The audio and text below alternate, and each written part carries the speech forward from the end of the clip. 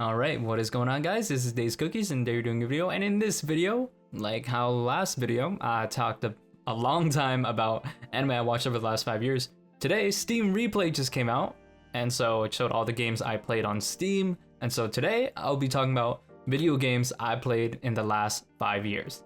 So, starting off on this list, I want to go back. I want to start from 2020, and the first thing I want to shout out is Half-Life 2, which just recently had its 25th anniversary and had its documentary, and not long before that, early in the year, or like late last year in 2023, they did the Half-Life 1 anniversary and documentary as well. So both of those are sick. Back on the Half-Life 2, Half-Life 2 was like one of the first games I played Half-Life 2 for the first time back in 2020. Yeah, back in 2020 when COVID outbreak started, and while me and the boys were on online school, we found Half-Life 2 because on that time Half-Life 2 also went on free to play for like a whole month, I believe.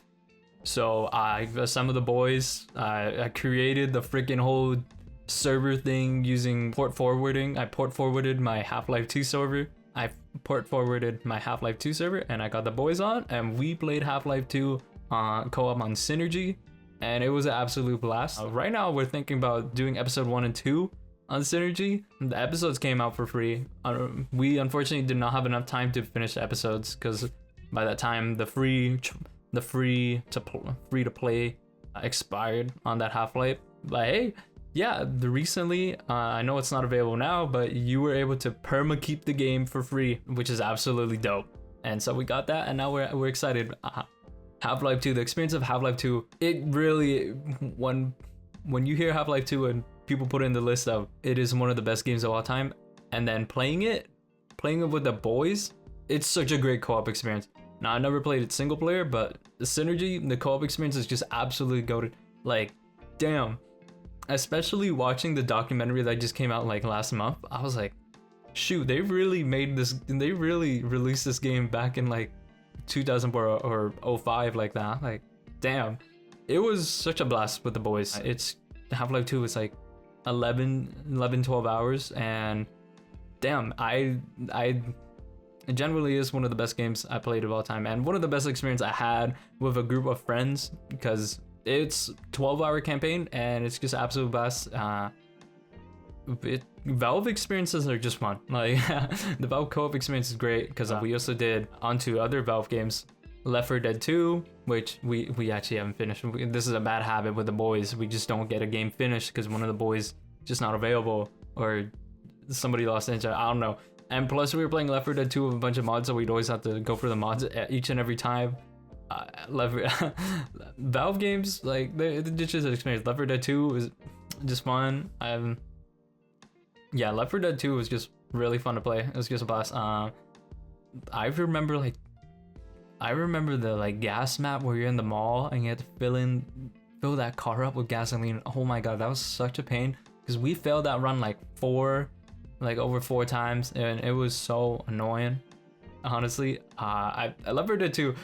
Left 4 Dead 2 is just so fun because of the Steam Workshop. Left 4 Dead 2 is just so fun because of the Steam Workshop, because oh my god, the amount of skins we cycled through. And then one of my friends had like a very lewd mod on, and we're like, hey yo, do you know what that is? And bro did not know what that is. And then like I'm zooming in hands, I'm like, hey yo, that's a naked body pillow, bro. That's on the Steam Workshop. Like what the? And Half-Life 1. Talking about Half-Life 1, which I just played last year, which is on Sven co-op, because I also did a co-op with the boys. Next up, I want to talk about Soulworker. Now, Soulworker it's like hella dead right now. I mean, the game first came out before 2020, so I think it came out in like 2018, 2019, and that's when I first played it.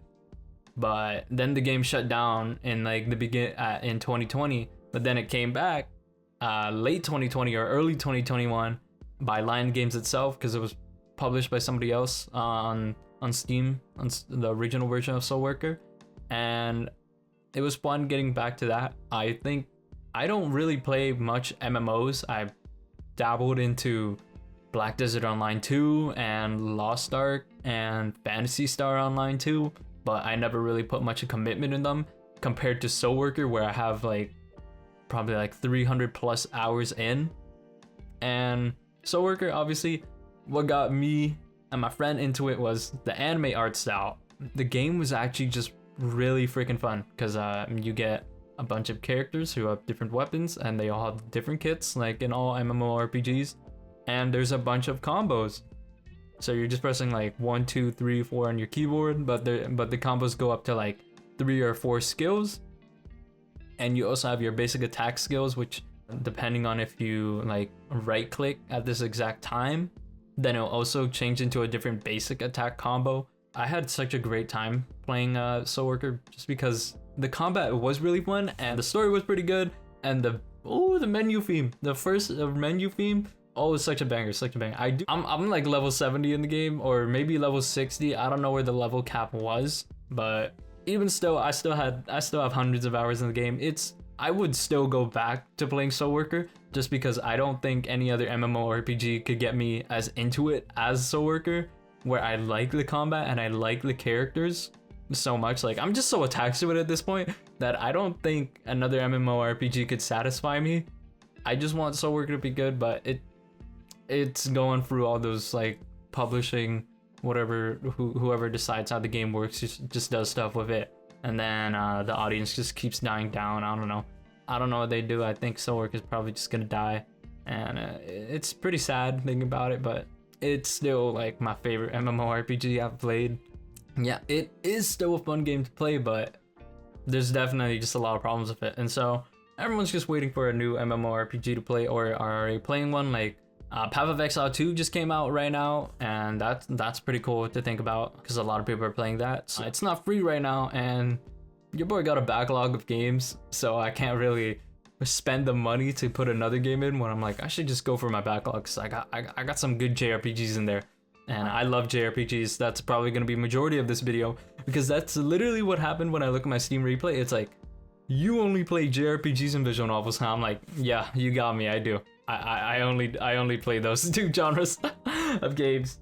So yeah, next off, I'm doing this kind of out of order, but I want to talk about Tales of series because that's the first thing I started in 2020, and it starts off with Tales of Berseria, which is the first Tales of game I played, and honestly one of the first JRPGs I played, and it was great.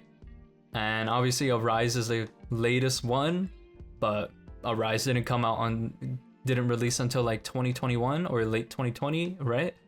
And Tales of Berseria was just so good. It is such a good game. I want to replay this game. I did do a live stream over a year ago, like last summer, I think summer of 2023 probably, where I played through the first like 2 hours of Tales of Berseria again, and yeah, I was just reminiscing. I love Tales of Berseria. It is on the darker side of JRPG settings, and it has a female protagonist, Velvet, and it's a banger game. I only had keyboard and mouse, and the PC controls were fine. Tales of Arise, the latest edition of the Tales of series, has like the best controls, and probably, I mean, it's just a modern version, so everything just looks good and feels good. I love how Tales of Arise is freaking great on keyboard and mouse. Like, you do not need a controller for it. Back on Tales of Berseria, I just want to glaze it a bit more because this is the first game. I need to replay it, and whenever I see stuff of it, I'm like, oh, Tales of Berseria is so good, so good. As for Gateway JRPG, Tales of Berseria, I think it came out in like 2016 now, so it's like an 8-year-old game, which is crazy to think about. I definitely do think it stands up to test of time now. Arise is obviously greater on the eyes and greater on the controls, but Berseria could still stand up. Like, if you played any modern JRPG or Tales of Arise, and then you're like, what's the next game? Especially for Tales of series, Berseria. It's on Steam. I'm PC guy, so Steam is all I really know and yearn for. And so if it's on Steam, I'm like, I'ma cop it. And Tales of Berseria was just the greatest starting point. If you want a JRPG, or you want to start a JRPG, you want a darker and more serious setting, tiny bit edgy, but hey, that's all the fun it is. Tales of Berseria is a great game, And more about Tales of Vesperia, I have played another game, the Tales of Vesperia Definitive Edition, and then I'll talk about more about Arise. But Tales of Vesperia Definitive Edition was how I would say is the more moderate JRPG experience. I believe Berseria and Arise are more friendly in how they approach the user playing the game, and that's why I think they're great starters. Vesperia, I enjoyed the game. I completed it. I mean, I completed all these JRPGs here, but Vesperia I would say is more moderate because it is an older game. You definitely want a controller for Vesperia. I made it work by using my 2 mouse buttons on my mouse for combat, and that made it easier a bit. But goddamn, I wish I had a controller when I played it, because man, it was just hard. It was just so much harder playing it without a controller, because there's some characters in Tales of Vesperia. One character who does aerial combat, Judy or Judith, I believe. She's also the best girl in the game, by the way. I couldn't really play her character because I think you really need a controller to do her combos, and especially because she is the hardest like character in that game to pilot. I don't really switch from the protagonist that often, where I just wanted to play the protagonist because I've been playing them for the longest time, and it's just so much easier than learning other characters' combos. And the protagonist is always the most consistent because they could do damage. They got it easy. They could dish out a bunch of their combos easily.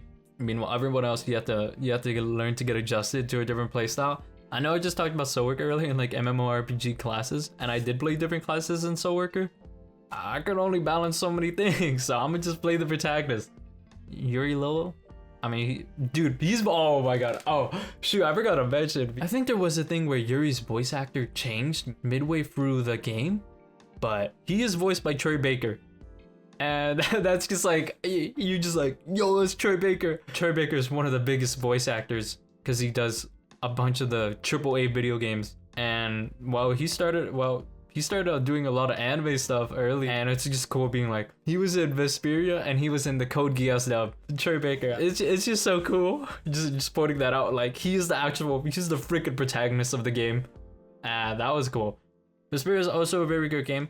I would recommend it after you get more accustomed to playing JRPGs because it is more moderate, and for completionists, it has events where if you miss the day in the game, which is my most annoying part and gripes with older JRPGs, is just time-gated events where if you didn't know or if you didn't do it during this time, then it's over. Unless you had your save from before. For me, I find that annoying. Tales of Arise does not have this problem because before the DLC came out, I had that game 100%ed. There was no events I missed in the game, and it's friendly on that. That's what I like. I don't know if people like the other thing, but I like not having time-gated stuff in my games. I like playing my game as is, because that way you can play it blind and you can have a great experience and not be disappointed at your achievement counter just being like, you missed this day in the game.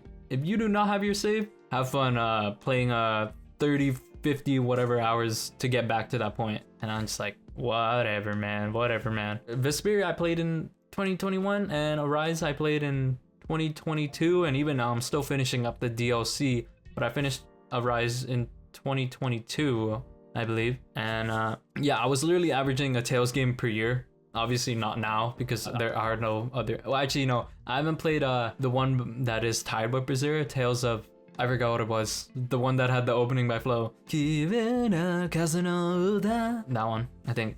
Maybe I butchered the Japanese. I probably did. Tales of Arise. When I played this game, I was like, oh my god. The graphics are crazy. The controls feel freaking great. Oh my gosh. And Erica Lindbeck is back in this game. Cause she also voiced Eleanor, or no, that's the other Erica. There's 2 Ericas in Berseria. I think she voiced Magalu in Tales of Berseria, and so she voiced, and in Tales of Arise she voices the main heroine Xion, and also Ray Chase is back, who voices the main villain in Berseria, and he comes back as Elfin, the main character, main protagonist, and yeah, I have so much fun noticing all the voice actors when playing JRPGs, because I'm just like, ooh. Yeah, I know you. I love your voice acting performances. Tales of Arise, oh man, it was so good. Like, I got it. Instantly had to beat like the prologue part, which is about 5 hours, I believe. Oh man, I was hooked on Tales of Arise. For me, it's always a slow start. You gotta put the time in first, obviously, to get committed, and whoo, Tales of Arise, I got in there. It was so fun. I love the opening. I love the Tales of Berseria opening. Berseria and Arise, the openings are animated by UFO Table, so you're just like, oh, the visuals, absolute cinema. I'm trying to get my hand. Oh, it's this hand. Absolute cinema, brother. Absolute cinema. Like, oh. Berseria's opening is by Flo, and Arise's opening is by Kankaku Piero, the ones who did the first opening for Black Clover. I want to feel your heart right now. When I hear that, I was just like, oh, it's so hype. It's so hype. I love that opening, and Tales of Arise is just hype. I would highly recommend this if you are starting out a JRPG for the first time, and your first JRPG series is the Tales of series, or just want to play the Tales of series for the first time. Arise. It is just great. It feels great. It looks great to play. Honestly, like, even with, okay, at the end, there is a slog part. Unfortunately, there is a slog part at the end. But does that mean the game is trash? Does that mean that I shouldn't recommend the game? No, because I was still having so much fun all the way from before, because I got attached to the characters, I got attached to the world, I got attached to what was happening, and I loved the main cast. It was just fun. And the combat and animations are, like, oh my god, those animations just so, they're just crazy. The combat is just so high action, and that makes it so much more hype and intense at the right moments, because you're just like, all right, gotta press this button. Whoa, look at the animation, like, oh dude. I know a lot of the Tales of community kind of shuns Arise because of how different it is from the older titles, but as somebody who's only played 2 titles previous to Arise, I freaking love Tales of Arise. So yeah, especially because it's on Steam. There's only 4 Tales of games on Steam. I really forgot the name of the other one. Zestiria. So I'm sorry, Tales of Zestiria fans. I don't own the game right now. I don't own Tales of Zestiria yet. I might want to go and play it, but there's Tales of Zestiria, which is in the same world as Berseria. And so yeah, that is the Tales of series right there that I played within the last 5 years. I am looking forward to playing more. I hope more gets ported to PC and put on Steam, because yes, once again, I am a Steam show. I'm a PC person, so Steam is really all I know when it comes to games. And unfortunately, JRPGs are mainly on PlayStation or Nintendo Switch. They're locked onto the console, and I'm like, please come to PC so I can play you. They announced Tales of Remastered recently for PC. I forgot which one it was, but that's very exciting news. I cannot wait to play another Tales of game. I'm gonna bring it back a bit because this is kind of in between Half-Life 2 and me playing Tales of games. Hollow Knight. Now this is the game my friend put me on because he shared it with me on his Steam library.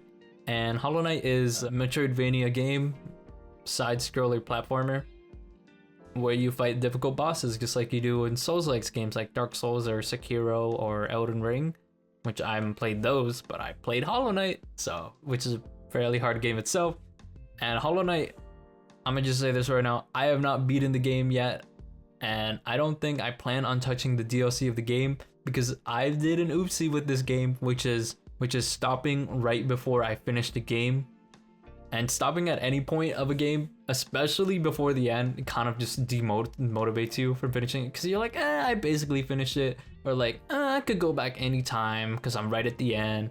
And as after this video is out, or hopefully after I recorded this video, I've already beaten Hollow Knight, or I'm aiming to beat Hollow Knight, because I generally don't have a lot to do. I only have 1 boss fight to do before I beat the base game, and I don't know if I plan on beating the DLC. I think one of the oopsies I did is kind of using the wiki of the game too much, because I use the wiki of the game a lot, mainly for maps and one particular quest in the game where you have to deliver this flower from a distance, and I was like, oh, I must get this perfect. I must do this before these events. I must do this. And I kind of limited myself from playing really freely, because when I first started Hollow Knight, oh man, I was getting lost, and it was fun. Just exploring new places, just getting lost and not following exactly what the main objective was, but just having fun exploring around. And the boss fights were fun too. I know one of the earliest bosses are the Mantis Swords, and that's literally the first skill check of the game. And beating that was just triumphant. Playing these types of games where you're fighting these difficult bosses and it's gonna take you multiple times, like once you beat that boss, you're like, ooh, you just feel powerful because you got over the hurdle. And that's how I felt playing Hollow Knight. A lot of you who play Souls-like games or any of these typical games probably already played or heard of Hollow Knight. And if you haven't played it yet, go and play it, because we're still waiting for Silksong to come out. And one of my jokes I say to my friend who's been eagerly waiting for Silksong to come out, the sequel to Hollow Knight, is just like, man, they're waiting for me to beat the game. That's why once I beat Hollow Knight, yo, Team Chat, you're gonna be like, all right, we waited for this guy to beat Hollow Knight. Finally, we're gonna announce Silksong. The release date is gonna come out. This is about to beat the game this year in 2024. As of December 18th, I will beat the game before New Year's 2025. Hopefully. So that's my vow right there. On to the next game, White Album 2. Now, if you watched my anime first episodes, you know I mentioned the first episode of White Album 2. Now, White Album 2 is adapted, the anime is adapted from the visual novel. And so I finally played the visual novel for the first time. I want to say shout out to Todo Kanai Koi Scanlations and White Album 2. Holy, I have not played many visual novels, but I have played some long ass visual novels, because my first visual novel I played was Fate Stay Night. And playing White Album 2, it was so good. And I actually do need to still complete some routes in White Album 2. I completed in the last part, which is, it's a 3-parter, which is the introductory, the closing chapter, and Coda. And I still need to do like 2 more routes in Coda, I believe. So yeah, if you loved White Album 2, or if you want to go on to a banger visual novel, White Album 2. Woo, melodrama, is heartbreaking romance, banger music. Oh man, I love White Album 2 so much, bro. I literally just love White Album 2 so much. I've definitely, it's White Album season. It's White Album season, bro. It's winter. It's winter over here, so yeah, White Album season time, man. And in anime first episodes, I already talked about White Album 2, which is the anime adapts the introductory part, and the visual novel allowed me to see past the introductory part, because oh my god, what the ending of the introductory arc just shattered me for life. Like, oh my god, oh my god. And to see Maruto Fumiaki just cooking and closing chapter in Coda, I'm like, oh my god, White Album 2 is so good, because Maruto Fumiaki cooks so hard. Because you get to the end of the introductory arc and you're like, and then you see what happens in the closing chapter in Coda, and you're just like, oh my god, he cooking, bro is cooking. Maruto Fumiaki, oh my god. I can't spoil anything, obviously, and so all I'm just saying is, if you want something melodramatic but just peak writing, just peak drama, White Album 2. White Album 2 visual novel. Now, of course, there is no official release of White Album 2, so you're gonna have to get your own copy of the game, and then you're gonna need to patch it, hoping that there is a White Album thing. But at the same time, the fan translation, they worked so hard on it that I'm just like, it might just not need an official release. So get your copy of the game. It's White Album 2. It's such a banger. It's worth going through the effort of patching to do it. So please do, because White Album 2, oh my god, when White Album 2 came out, when that patch came out on VNDB, which is the visual novel database where all the visual novels are and people have like their rating of popularity, it instantly shot up to #1, like instantly. And I was like, oh my god, it was so cool. It was so good, and it feels so well deserved, because oh my god, we love I love White Album 2. White Album 2 community, we love White Album 2. Thankful we are so thankful for Todokanai Koi scanlations or translations. I think it's translations because scanlations I think is for manga fan translators. Yeah, so thankful. We love White Album 2. We love White Album 2. Speaking of White Album 2, I'm gonna go on to its prequel, which came out, I believe, in summer of 2023. About that. Well, it's not really a prequel. More like it's first verse, which is White Album, which came out on Steam, published by Shirobune. White Album Memories Like Falling Snow. And I haven't completed this game, and this one is way more older.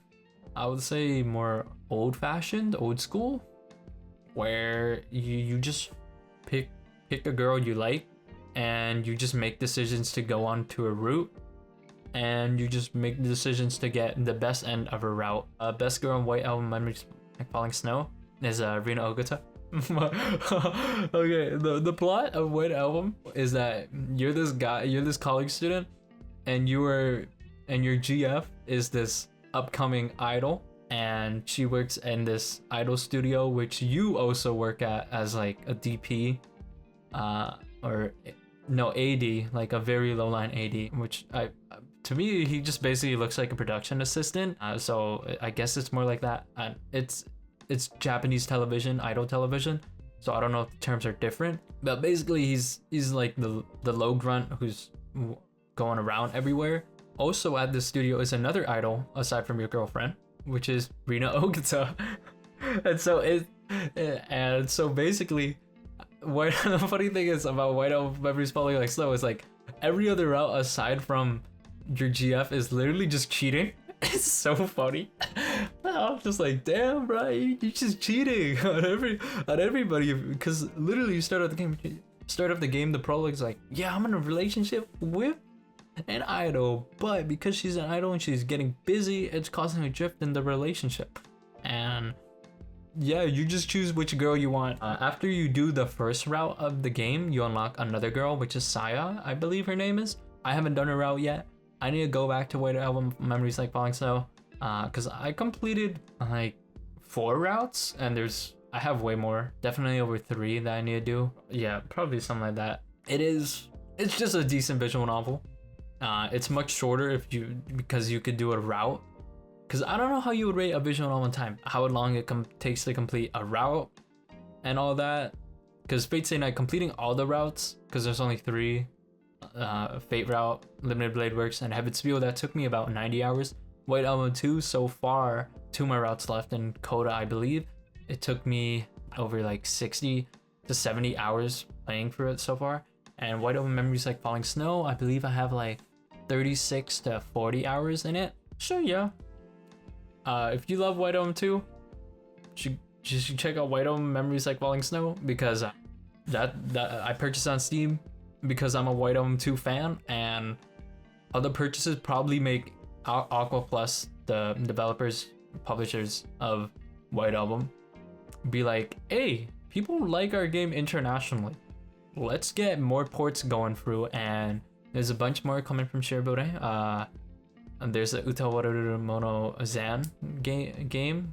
This is like a hack and slash one, and Aquapaza, which is an Aqua Plus titles fighting game. So yeah. Next up, I want to talk about Stardew Valley. So y'all probably already played Stardew Valley. Y'all might even went to the concert. Y'all probably checked in because they did the big update this year, which is the 1.6 update, where a bunch of content was added, which as Concerned Ape, the developers working on Haunted Chocolatier. But Stardew Valley started playing, and initially I started playing Stardew Valley just for a tiny bit, but I was addicted during that tiny bit. I don't even think I completed the first season. I was almost done the first season, but I had such a great time playing it. And then I picked it up because my cousin wanted to play it, and I was like, yeah, I want to play Stardew Valley again too. And so we played vanilla Stardew Valley with a bunch of other family friends, and it was so much fun playing Stardew Valley. We got like 3 to 4 years in it, and now we just occasionally, every once in a while, we start up a new server to play Stardew Valley, modded now or maybe vanilla, or just to check out the 1.6. I need to go back and play Stardew Valley. I love Stardew Valley. Stardew Valley is a farming simulation game, and it has beautiful pixel graphics and music.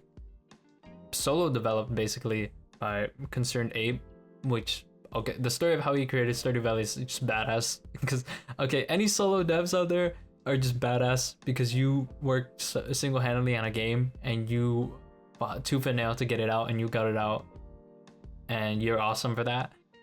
Stardew Valley was just so much fun. Just a nice farming sim game where you're just chilling, and even starting a new farm every time, it's always fun going from the ground up, because there's also villagers in the game, because you basically move to this remote place called Stardew Valley to start up a farm that you're inheriting from your grandpa, because you're escaping a corporate work life where you were a collared worker slave and you just wanted to escape, and luckily you had this farm to defect to in this remote place. And in Stardew Valley there's a bunch of villagers, all of which you get to talk and interact with, and some you get to romance with because they are bachelors, and so are you as the villager, and you get to go and learn everyone's characters and it's great because every villager is unique in the game, and it really feels like, and the immersion feels like, that you're actually in this world being a farmer interacting with villagers, because of how realistic it feels, the interactions with them as you gradually get to know them, and as you give them gifts as to build relationships, or just talking to them. You get events from the villagers at certain points, and the bachelors, you get to choose who you want. And Leia, best girl, Leia. I started out by calling her Leia, and I usually just die on my heels. I don't really mind changing it, but it doesn't really seem to bother anyone when I say Leia in the game. So Leia, she is my best girl. Woo! You can choose your best girl. I have a lot of fun playing Stardew Valley modded with Stardew Valley expanded and Rigside Town and the Uptown, whatever it is. So I usually play with those mods. There's a bunch of mods you can find on Nexus Mods to install. But playing Stardew Valley, when you play Stardew Valley for the first time, you should play vanilla, because that's how the game was made to be played initially, and that way you get to learn everything easily. I just want to play IV so Stardew Valley, because if you, as a Stardew Valley gamer, you just want all your friends to play Stardew Valley with you, because you're like, yeah man, come on, play with me, it'll be fun. It is a great break from playing all the other games, because bro, I play League of Legends, and after a frustrating game of League of Legends, I'm just like, man, I wish I'd been playing Stardew Valley instead, bro. I would have been chilling. I would have been giving gifts to Leia, man. I could have given her favorite salad, man. Yeah, that's Stardew Valley. So I've already mentioned playing Tales of Arise earlier in this video, and now we're gonna move on to the 2022 to 2023, where I would play a bunch of other JRPGs that I've been waiting to play, namely Persona 5 and Final Fantasy VII Remake, and also OMORI, which is RPG Maker. So I started off 2023 by playing Persona 5 Royale, and then afterwards I played Final Fantasy VII Remake, and then afterwards I played OMORI. So that was just 3 different months of playing these games for that whole month, basically. Except OMORI is way shorter than Persona 5 Royale and Final Fantasy VII Remake. I mean, I think even Final Fantasy VII Remake combined, Final Fantasy VII and OMORI combined doesn't even compare to how long I played Persona 5 Royale for, because Persona 5 Royale is just full-on JRPG. Atlas with them 100-hour JRPGs be like, yeah, let's start off with Persona 5 Royale. I played a bit of the original Persona 5 on my friend's PlayStation, and then when they finally announced the Persona games coming out on Steam, because they already announced Persona 4 Golden coming out on Steam, I believe in summer of 2022 or summer of 2021, and Persona 5 Royale, probably they announced it fall 2022 maybe. Final Fantasy VII Remake was already out on PC on a year on Epic Games, and I'm a Steam gamer, so I was not gonna get it on Epic Games. And luckily, after a year after it came out on Epic Games, it came out on Steam in June of 2022, and I was very happy. I was very happy. And OMORI I had in my wish list for a long time, ever since it came out. When OMORI came out, I didn't know anything about it, but I saw the cover of the game and I instantly knew this is a banger of a game. I need this in my wish list so that I could get this game because it's gonna be a banger. And OMORI is one of my favorite games I've ever played of all time. But back onto Persona 5 after getting out the date. Yep, it came on fall in 2022 and I would play it first thing in 2023. And Persona 5 Royale. Oh man, woo! It is not the first Persona game I've played actually. I played Persona 3 Portable back in, I would say 2019, 2020. So maybe I should talk about Persona 3 Portable for a bit first. So yeah, like I did with Hollow Knight, I didn't finish Persona 3 Portable, sadly. But now Persona 3 Reload's out and I own that, so I'm just gonna start from the ground up there. I was literally right at the end of Persona 3 Portable 2. I was on like the last month of the game. So yeah, and I had a friend who watched me play through the game while I was watching me play through the game. And he's just like, yo bro, why didn't you finish it while we were in high school? Yeah, now I can finish that game and make it up to him. So yeah, Persona 3 Reload time. I'm gonna get that started soon, hopefully. And yeah, back down to Persona 5 Royale. You probably already played or know of it. You've heard the songs, you never see it coming. Or, who am I? Am I not unique?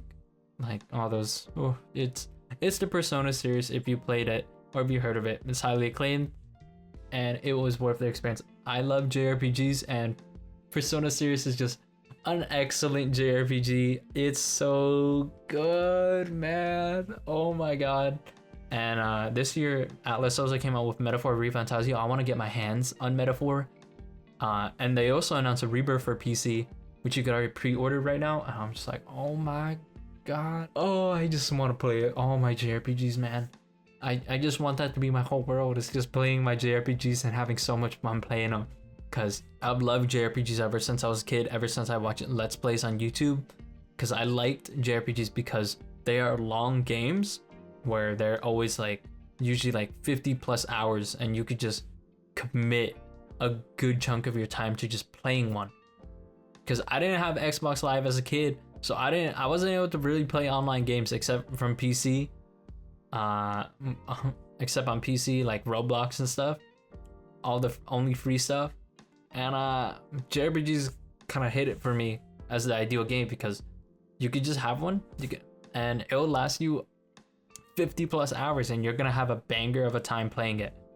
So yeah, Persona 5 Royale. Best girl is the sensei. I think second best girl is Kasumi. Kawakami sensei, bro. Sensei be my type, bro. I talked about Onesans with Saikano. I'm like, yo, dude, sensei is above that, bro. Oh man, let me talk back about White Item 2 real quick. In the closing chapter, well, she isn't a sensei, but she's your senior at the office, Onesan type, and I'm just like, yo, that always get me. When it's an Onesan, an older person in the game, I'm like, oh shoot, man, let me get him. That's who I chose as best girl, Kawakami Sensei in Persona 5 Royale. There are plenty of other heroines to pick, because that's Persona games. It's part gameplay, part visual novel, and part dating sim, man. It's just so good. It's just so good. And as for who I picked in Persona 3, Mitsuru, because she is also the senior. Dude, like, okay, that this should be my type, bro. And as long as there's one in every Persona game, I'm gonna be hooked, bro. As long as there's one, Onesan, I'm good, brother. And I'm gonna just move on to Final Fantasy VII Remake. I've been dying. I was waiting so long for Final Fantasy VII Remake to come out on Steam. And I already did know what happened in the game because I watched my live streamer. My live streamer play it as it came out, but I really wanted to experience it for myself, and it's so good. Like, oh my god, the way they combined the turn-based combat to like live action combat like Tales of Series does is just so good.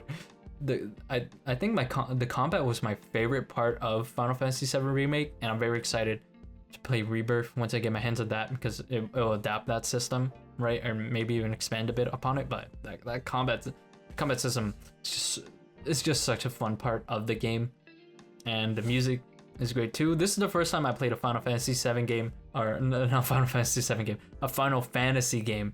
But Remake was so good. It took me like 40 hours to beat. I haven't played the original Final Fantasy VII, so Final Fantasy VII Remake is literally my perspective, and it is a remake, so I know it changed. There's a lot of different story beats from the original, and I have watched some videos about what happened, what's different between the original and Remake, because Remake makes a lot of areas way longer, makes it hours way longer. And yeah, all I can say is I'm just so excited to play Rebirth once I get my hands on it. I just had 2023. It was just 3 months of just playing through banger games, and that's just goated.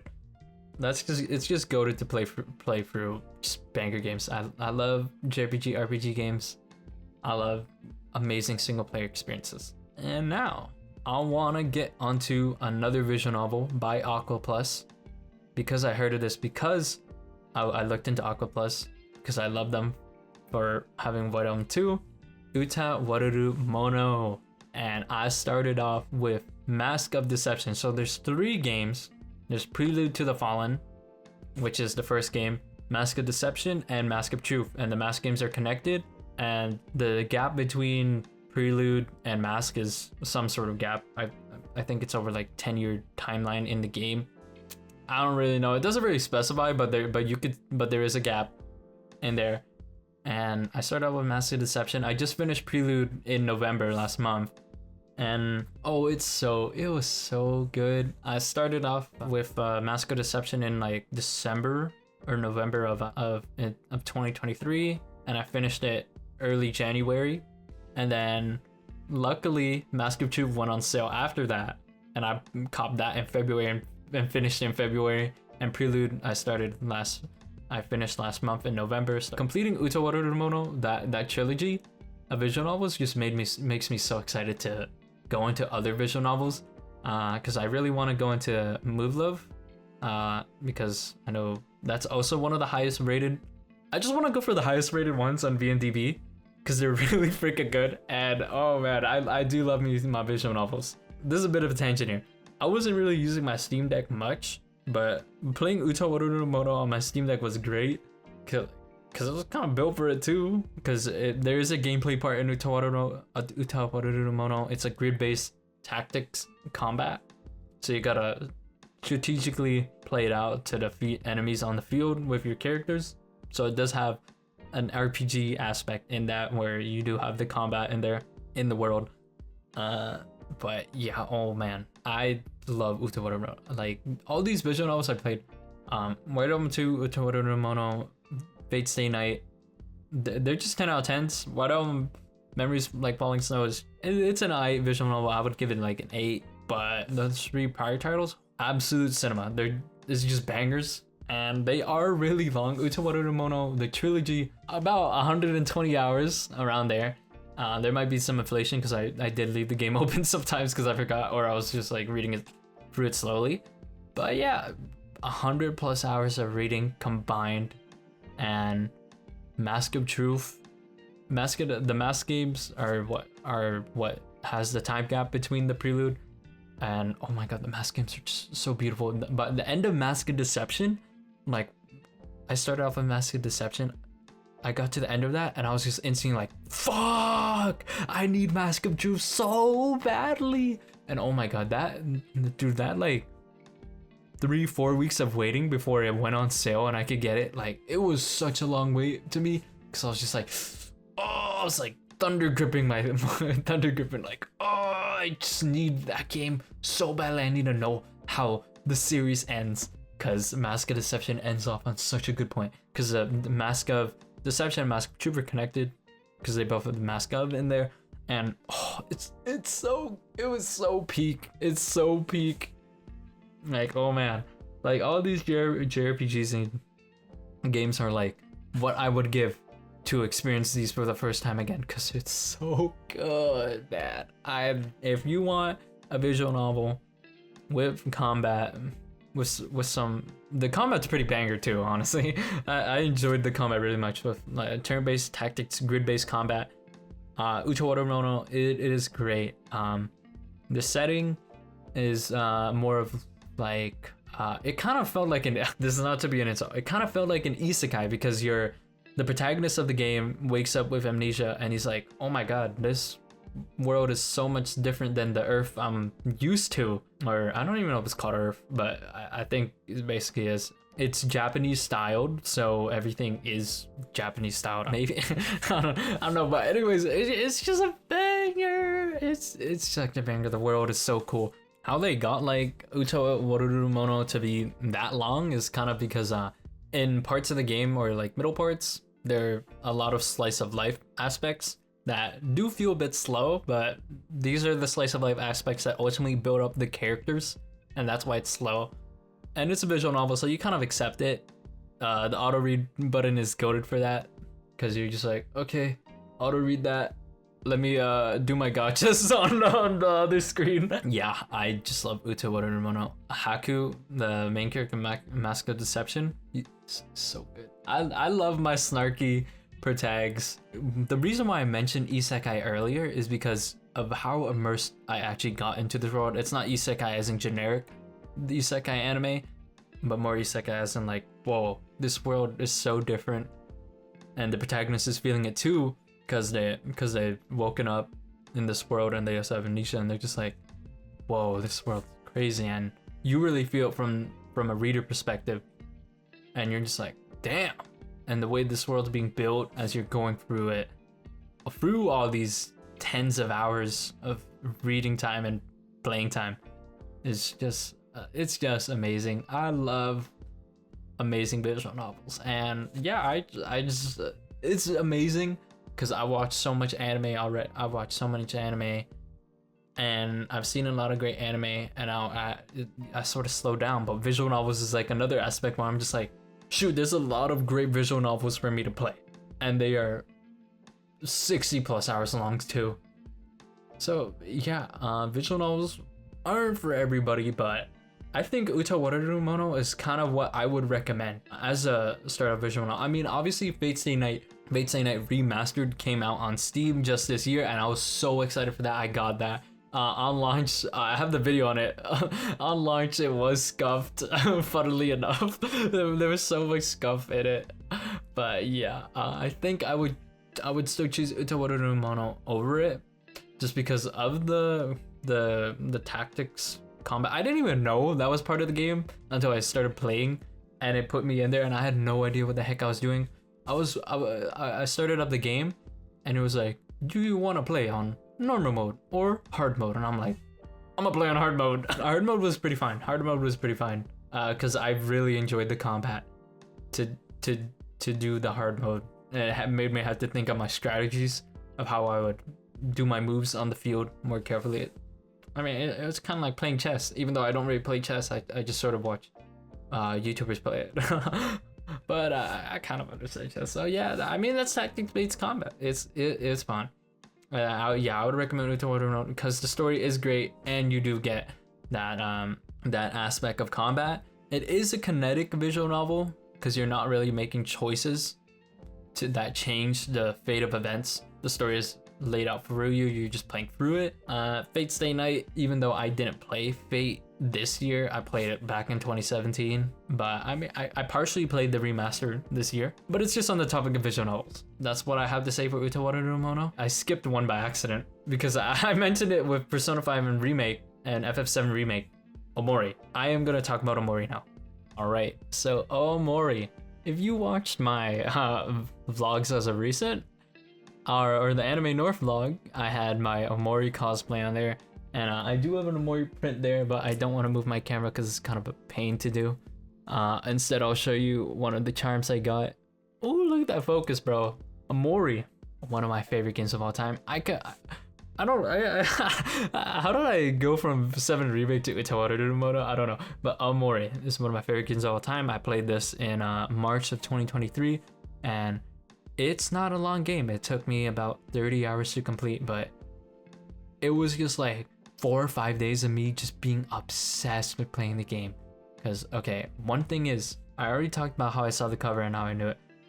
It's a psychological horror. I suck with horror. Whenever me and my friends play a horror game, I'm always that guy that if everyone's dead, I'm just like, I'm gonna walk away from my screen, bro. I have no confidence in proceeding. I suck ass with horror. I get too scared. I get scared so easily, and it is not good for me. But OMORI's psychological horror is a bit different because it's not really doing jump scares on you. Most horror games are most horror games in Roblox, you're getting chased, you get caught, you get a jump scare, or like you're always expecting a jump scare. I don't like jump scares. I don't like being stuck. I don't like being stuck in a spot like in the FNAF Roblox copies, or go to places alone. But psychological horror is kind of different because I do like psychological as a genre a lot. It is one of my favorite anime genres because it happens a lot in Steins Gate and in ReZero. I like stuff that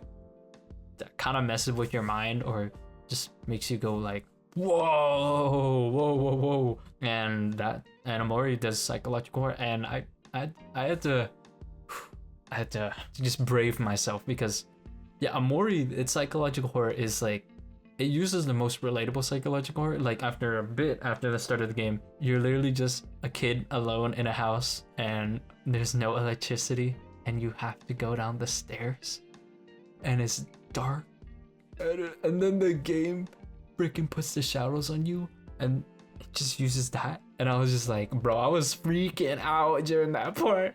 I was in Discord with my friend because like, bro, I cannot go through this horror parts alone. I'm like, yo, I need a buddy to just be there to like mentally keep me in check, because I'm like, oh, like, bro, it was that part was already so hard, and I think that was one of the hardest part of the games, because that part I was like, oh, that's what horror they're using for me.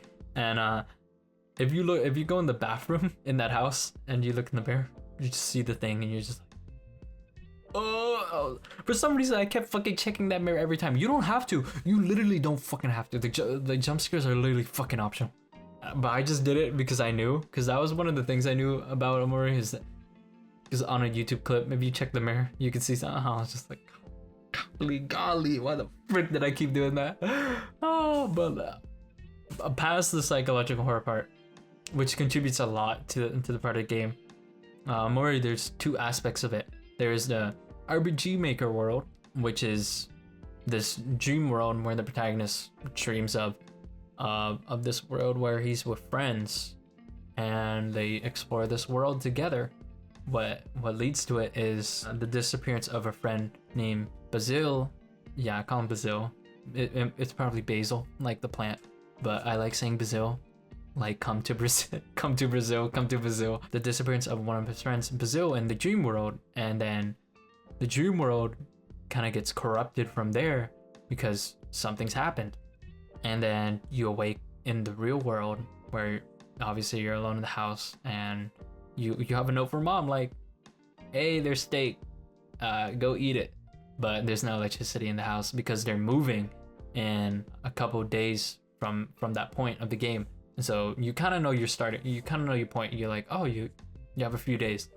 And I don't really want to get into many spoilers, but what made OMORI so amazing to me is how it really got me with the group of friends aspect. Because if you watch shows like Anohana or Nagi no Asakura, you have that group of friends aspect where the group of friends have drifted apart. Mainly Anohana, where the group of friends drifted apart and you're trying to find the missing link or trying to reconnect everybody.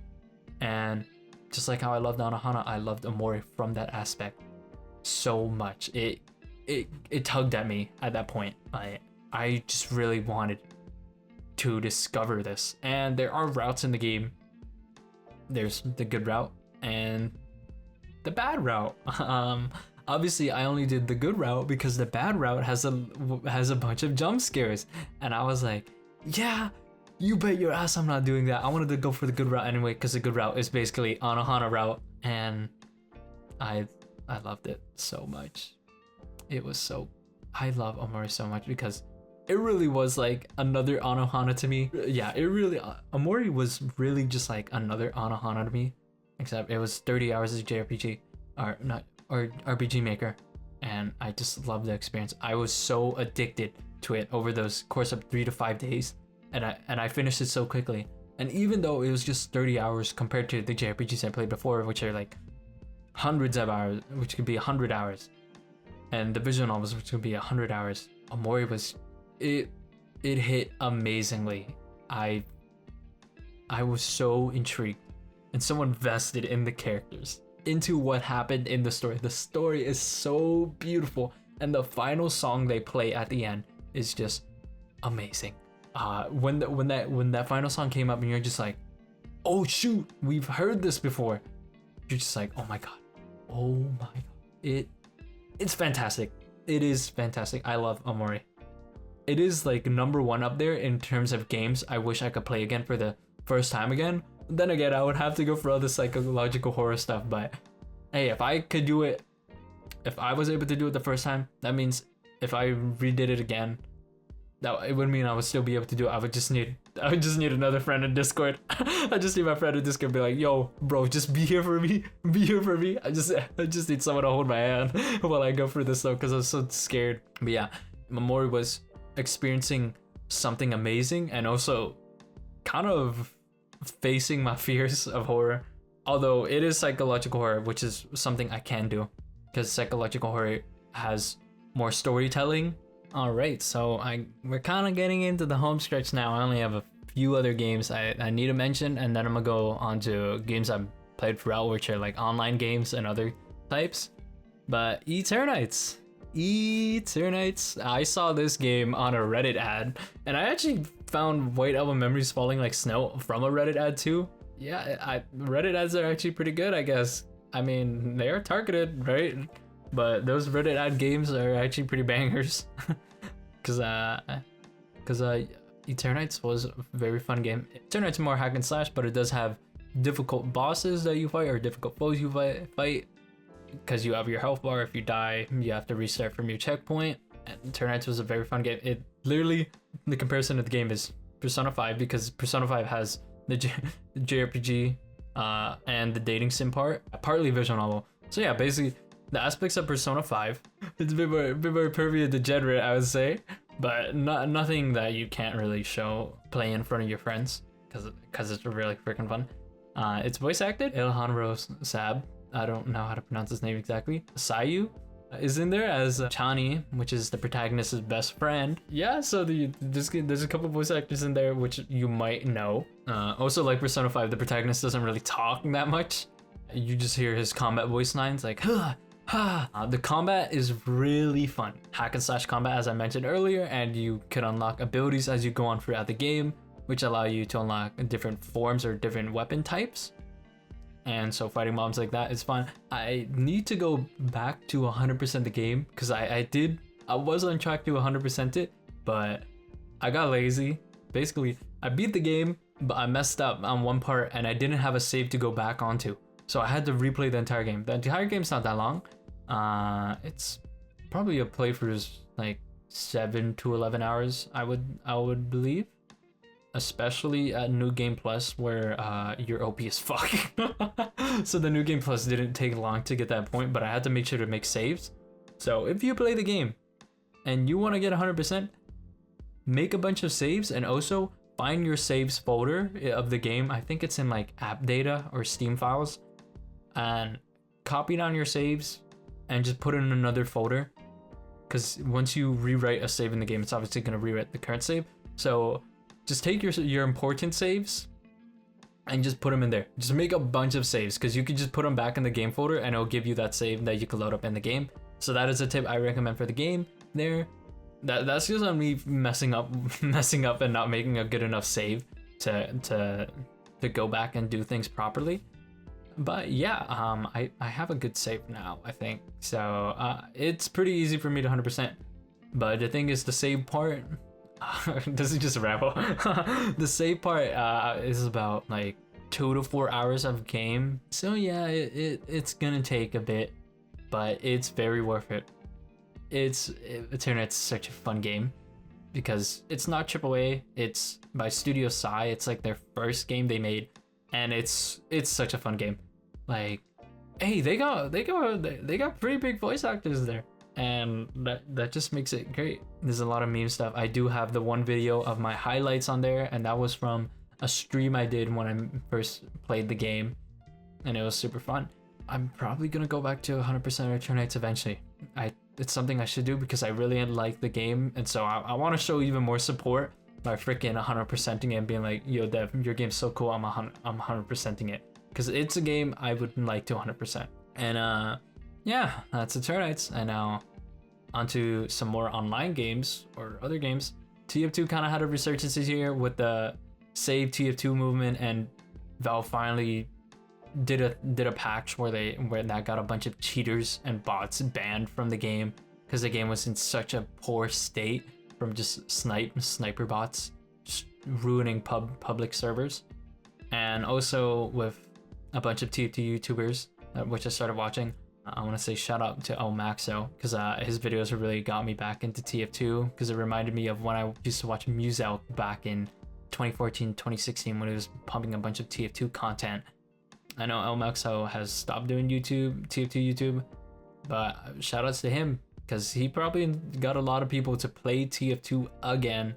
TF2, really freaking fun. I was never really amazing at the game, and I do want to go back and play it. TF2 is my comfort game. On Steam, it's the game I logged the most hours on, with over 700 hours, and that was most of the hours, like 600 of those hours were from the first years I played it, so from 2014 to about 2017. TF2 is my comfort game. I love that game. I love the community. I love the shenanigans. I love how casual it is. The casual mode.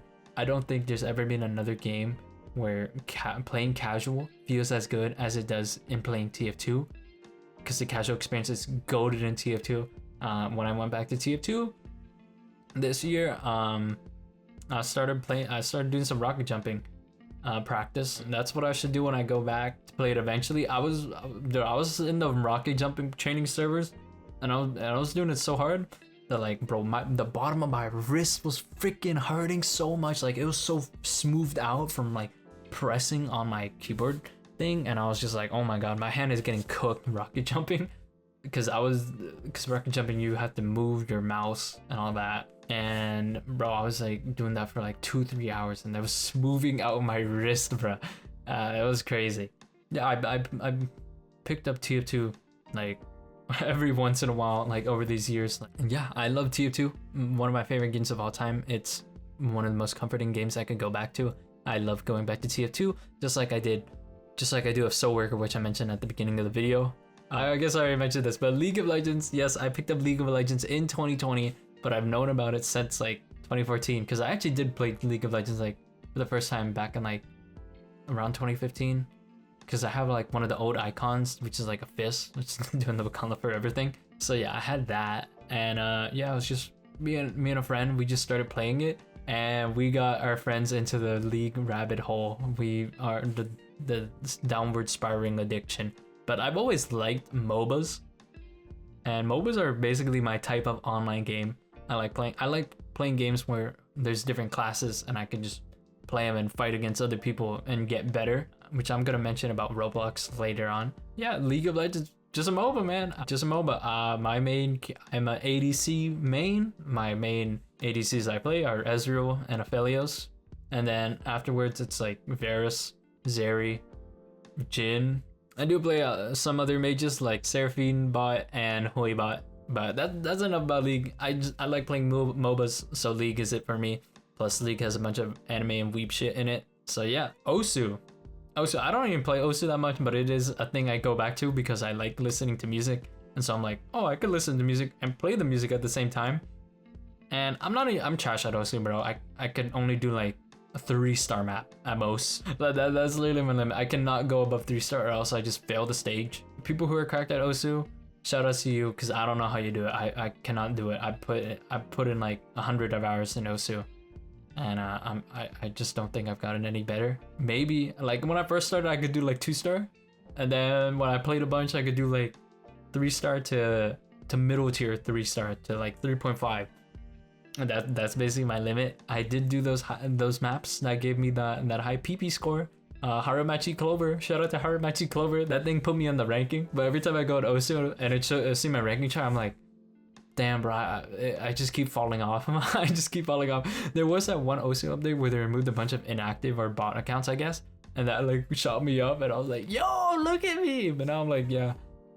One of my friends in high school, who I introduced to all that weeb shit, and like, I don't know if I introduced him to Osu, but he landed on Osu as well. He instantly became a better Osu player than me, and I was just like, bro, how trash am I, bro? How trash am I, bro? It's so funny.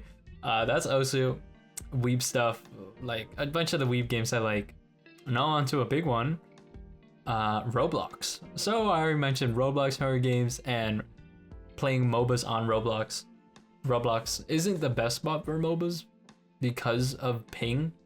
Because unlike in fighting games, you have like, I know in Guilty Gear they have like the rollback thing or whatever to like make things work, but in Roblox fighting games, you're typically playing a Roblox game with like 150 to 200 ping, and you like notice that while playing, because most of the servers are situated in like America, and when you're like Canadian, you're just like, damn, bruh, give me the New York server, please, or something. So no, stop giving me West Coast servers. Give me an East Coast server, bro. At least I have a super dope experience. Critical Strike, which is a MOBA where it's just you and a bunch of players fighting in an arena. And unfortunately, for the first iteration of the game, the creator was involved in a controversy. Like a lot of popular Roblox creators, they get involved in a controversy, and it's really bad.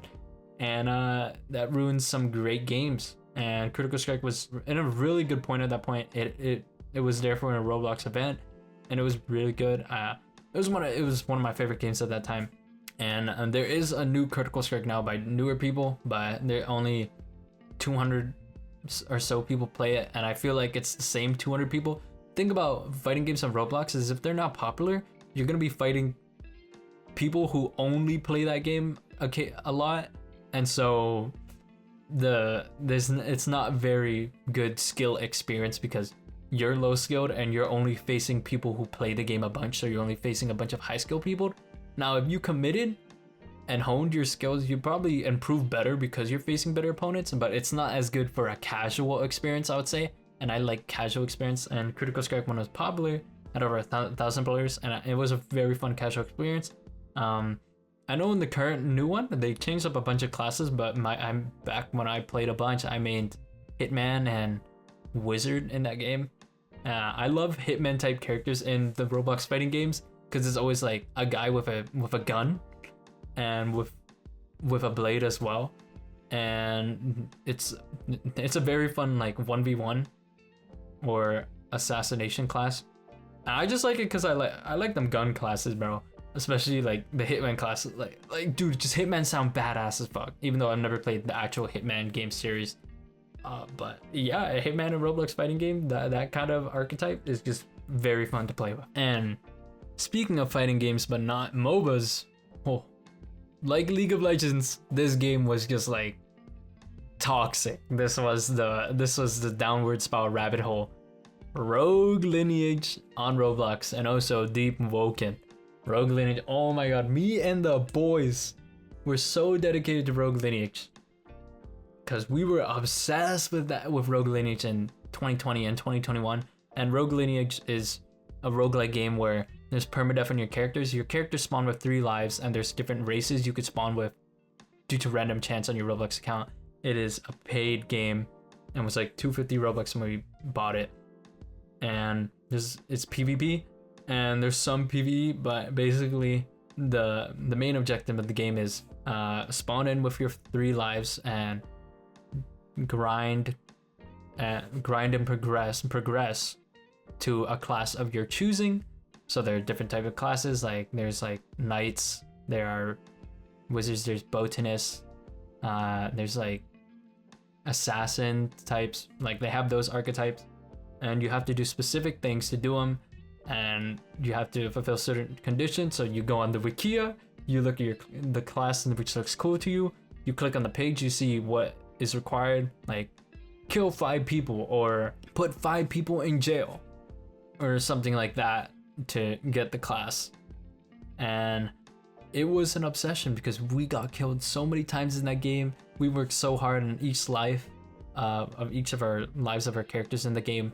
That's why it's called Rogue Lineage, because you're expected to die a lot to grind your lineages, because you would die and then a character with the same last name you chose will pop up, and you will just keep going for the lives until you reach that class you want. And then finally you have achieved that class, and now you are OP. You and the boys can fight people.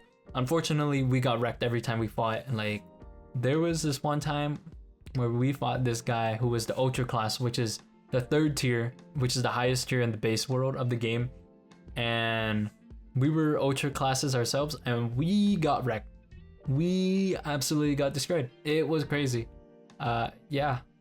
Also ping diff on that game, because we're usually playing with like 150 to 200 ping, so it's not good for diffing somebody. Yeah, it was literally like 3 of us versus 1 guy, and we lost miserably. It was horrible. But it was Rogue Lineage was a fun addiction for a while. I would not recommend it as a game because there's so many cheaters and hackers and just a lot of sweaty people in the game who would just insta kill you in the game. Before then it was COVID, so there was a lot of people just playing the game, so it was kind of doable. But like, bro, playing Rogue Lineage was like paranoid. I was constantly like, shoot, am I gonna be killed at this moment? Like, I only have 3 lives, bro. And literally, like, you would lose a life in Rogue Lineage, you'd be on 2 lives, and you'd be like, shoot, I need to like get my life back. And if you're on 1 life, you're like, it's Jover for my account, I can't do anything. And yeah, I mean, I had a cool class in Rogue Lineage, one of the newer classes, the Katana class. That class is cool. I hope I still have that account.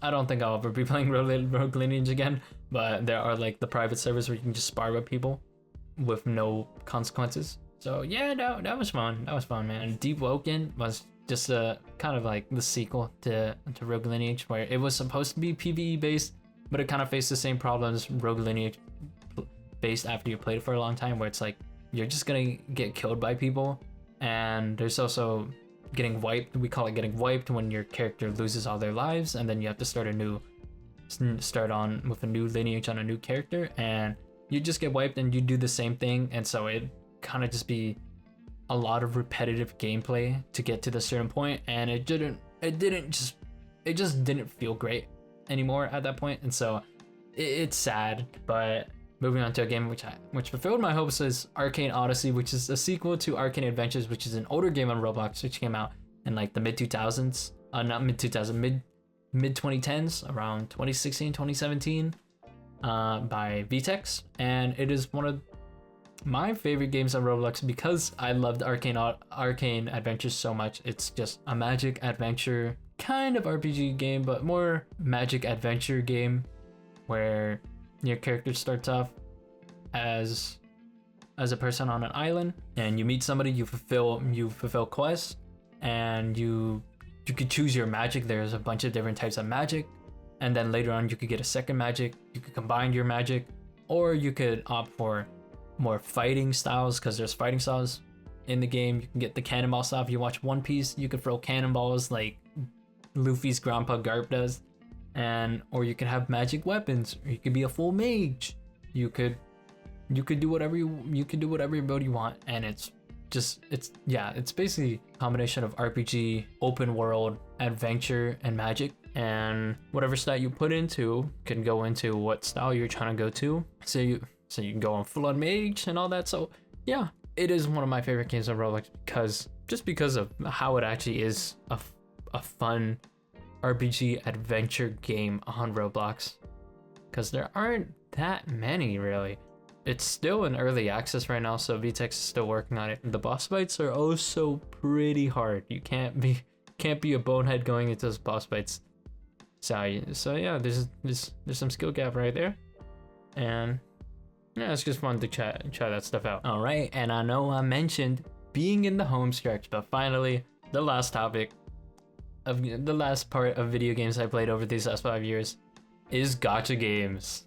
Gacha games. I left it for last because they are like an online thing, and you kind of play them consistently to just do like dailies and stuff. But let's just start off with the one Genshin Impact, which came fall of 2020, I believe it came out, and it was something. It was, when we saw Genshin Impact for the first time, it was the Breath of the Wild that was free to play, an anime version. And even still, being just a Genshin player, that's kind of worn off, but the first part of playing Genshin for the first time was pretty damn amazing, and I was playing it on like my mom's PC, but even still, it was just so cool seeing this open world anime game that we could play for free.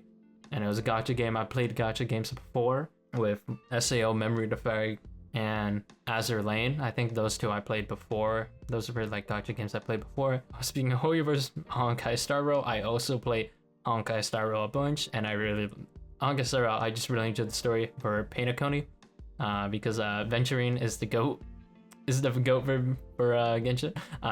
For Venturine is the goat for Honkai Star Rail. I came back to Honkai Star Rail to pull for him, and I grinded for him, and now I was stuck around just because how it got me with the Painakoni story, and I was just like, yeah, I could chill with it because I don't mind. Exactly. Free to play for all these games. I just chill. And well, in Genshin, I paid for their Jean skin because Jean, ooh, my Genshin ID is Knight of Jean. I have a Jean body pillow over there. I have a bunch of Jean stuff in front of my setup, and I got a bunch of Jean stuff from all that stuff from just cons. Yeah, nothing really Jean in my background. It's all in front of me, up here above my desk. This acrylic stand that I got from Alinary. Yeah, Genshin Impact. Genshin Impact was like one of the craziest. Genshin Impact was one of the craziest things I played on release because I've never seen anything like it before. An open world anime game with gacha in it to pull the characters. But I mean, I re-rolled my account to get Jean in the first point, and I got her, and then I just rolled from there. And then there was also a period of time where I stopped Genshin because when Tartaglia came out in like 1.1, because I really like my bad boy type characters. So Tartaglia and Adventure in Honkai Star Rail, and I didn't get him. I didn't get Tartaglia when he first came out, and I was like, I'm done with the game, because I grinded so much of the game to get him, and then I didn't get him, and I was like, bruh. And I also missed his second rerun because I didn't know, but I finally came back like during his third rerun, and when I finally started playing Genshin for real again, is around the time the Chasm came out in Genshin. So when Yelan banner came out, yeah, I was waiting for Yelan to come back, and that's when I pretty much really started playing Genshin again. And yeah, that's when I consistently started playing Genshin Impact. I like Natlan quite a lot. I haven't played the current Natlan story, namely because it is an interlude or something like that, so it's kind of like a break. It's not the true main story like how it previously ended, so I'm just waiting on that. I know that's in the next version, so I'm just killing on there. Same thing with Honkai Star Rail, except there's a lot of English voices missing, and I'm waiting for Fugu to come out of Honkai Star Rail, and hopefully they add the English voices in there, because I'm waiting on that, man. It sucks to not experience the story that way, and I know about the voice actor strike, so I'm just waiting on that, because hopefully the voices will be added into the game, because there's like delays and all that. Other gacha games, but I did mention Epic 7. Epic 7's been the gacha game I've been playing the most consistently since around fall of 2019, so just before 2020. But I've made content on Epic 7 that's on the channel right now, a bunch of it, and yeah, I've been playing Epic 7 recently. Recently Epic 7's been real-time arena PvP has been so rough in the game, just due to so many crazy power creep units that are just meta defining the game. Like they just destroy like absolute game mechanics or whatever you'd call them in the game, and it's made it crazy. I didn't even go to Masters this RTA because I started 3 days left, and that period's like impossible to climb. Like I was playing initially before the season, but that was before a bunch of other OP units came out before the season really got going. I played right when the season started, this RTA, and yeah, unfortunately I decayed. And yeah, when I started playing 3 days left to get the Pirate Flame skin in the game, I was like, I don't even care, bro. I do not want to play for RTA right now because it is just painful. I would hope that RTA gets better so that I don't get burnt out of E7. Because literally in like summer and fall of this year, I was just like burnt out of E7 because of all that stuff. And yeah, I don't really want to be super burned out again, but I do have to slow my pace on E7 just because it is unbearable with all these units. But I'm going to be pulling on MOYN soon on Epic 7. More about Epic 7. Why I stuck around with E7 for the longest, my friend introduced it to me. Initially, I played it for just that time, and then I came back in 2019, fall of 2019, and that's when I really started playing the game.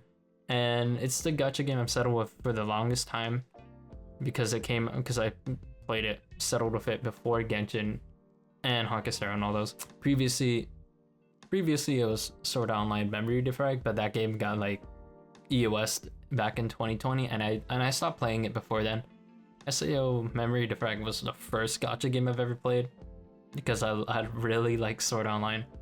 Epic 7, what kept me around with Epic 7 was pretty much just like the character designs, the animation, and the story was pretty decent because episode 2 of Epic 7 is pretty banger. It's the best story in Epic 7.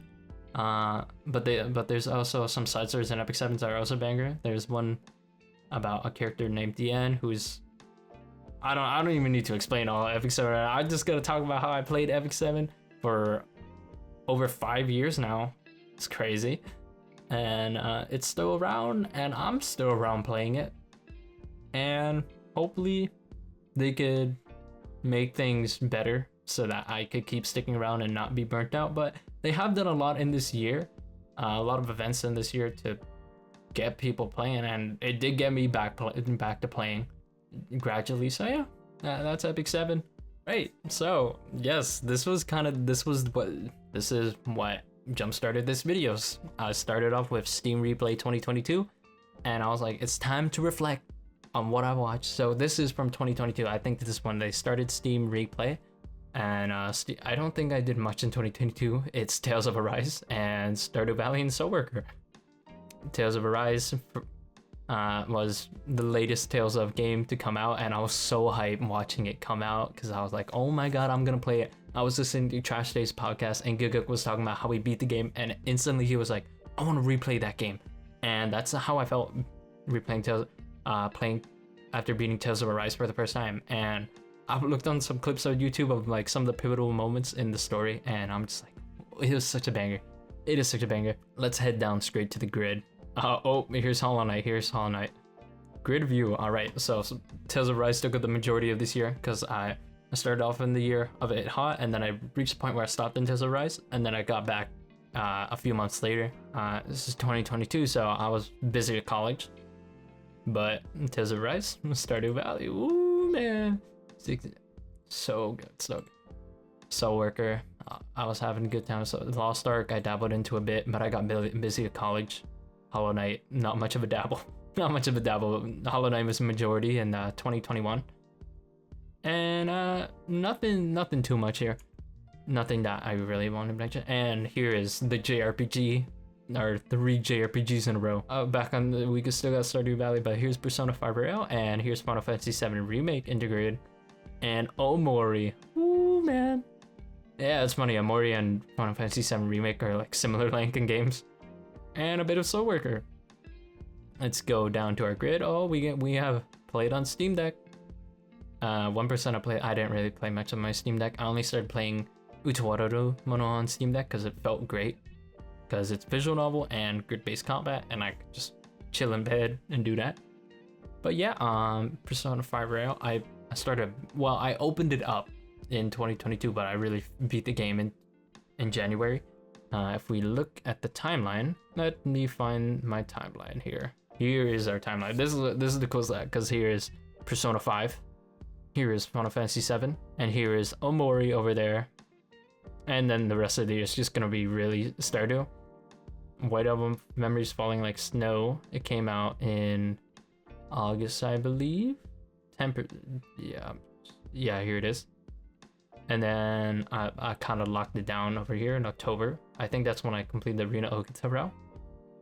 Oh yeah, also White Album Memories Falling Like Snow. This game came out scuffed just like Fate Stay Night did. Even though Fate Stay Night Remaster came out way after, it came out kind of scuffed because some of the character sprites were messed up in the game, and I was also live streaming it, and I just had my reaction of what the heck happened. What the heck's happening during the game? I was like, what the heck? But yeah, pretty sick year. It's just like, this is my top 4 basically, because this is 30 hours, this is 30 hours, this is like 70 hours, 70, 80 hours. My Steam playtime on Persona 5 Royal was 120 hours, so I don't know where that game tag came from. I left the game open. Stardew Valley, 32. I mean, that's just multiplayer grind. Oh look, I could click from here. 2024, here we go. This is the current year, and this one is just Utawarereumono. Like this is just so funny. Like let me just scroll down. I do want to check my game chart because look at this. It's like dead from March to May. I was just busy at college. Utawarereumono. Oh man, I started in. I think I could check in the previous one. It might not show because replay is calculated before the date, so I don't think it will. Yeah, you see, I barely even touched it because this is before Steam. Because right now it is the 18th, and I started playing Utawarereumono like but after Christmas or before Christmas. So Steam Replay came out on the 18th today, so it probably came out around that same time on 2023. So yeah, okay, whatever. Let's just get back to here. Let's check my chart. Utawarereumono in January. Ooh, so good. Massive Deception. And I was just like thunder gripping my thighs, like, man, I really need Utawarereumono Mask of Truth, and it went on sale. God bless. And oh, it's so good. It's so good. What else took on my time here? Sven co-op. There's so many games in here, but I just booted them up. I did play a bit of what the heck? I did play a bit of The Witcher Wild Hunt. This is another game I watched a Let's Play of, and I've been meaning to play for a long time. I need to get back into it. Hopefully I can, with the Game Awards showing the trailer for The Witcher 4. So that's very exciting. Yeah, yeah, this is just Sven co-op, me sort of dabbling into games. And then June I picked it back up again was Stardew Valley, because that's what gets me back. TF2 and Stardew Valley here. Eternights. Eternights I think I got in August, because it went on sale and I was like, let's get it. I want to play me some Eternights. And yeah, September and October is where I really locked down on Eternights in terms of beating it, I believe. Nope, it's just August and September where I really locked down on beating Eternights. It's fun. Stardew Valley again in October. Utawarereumono Prelude to the Fallen, and last month in November. Now I finally have the Utawarereumono trilogy finished. I just need to play Monokuma Mobius, which I did dabble a bit into, but I haven't gotten into it yet, and that's why there's no big play time for it, because I haven't gotten locked in. And yeah, I've just been playing Shinova recently because that's a cool game. I like playing anime games because I like voice crack. I like playing anime games because I like watching anime, and I'm a weeb. So yeah, if it's an anime style game, I'm gonna just be playing it because I like anime and stuff. So it's like anime and shooter game, and I can play with friends. Let's get it, man. And alright, so yes, that wraps up everything for games I played in the last 5 years. It's been really fun, and I want to play some more JRPGs and video games and all that. It's gonna be fun. So yeah, thank you guys for watching this video. Bye.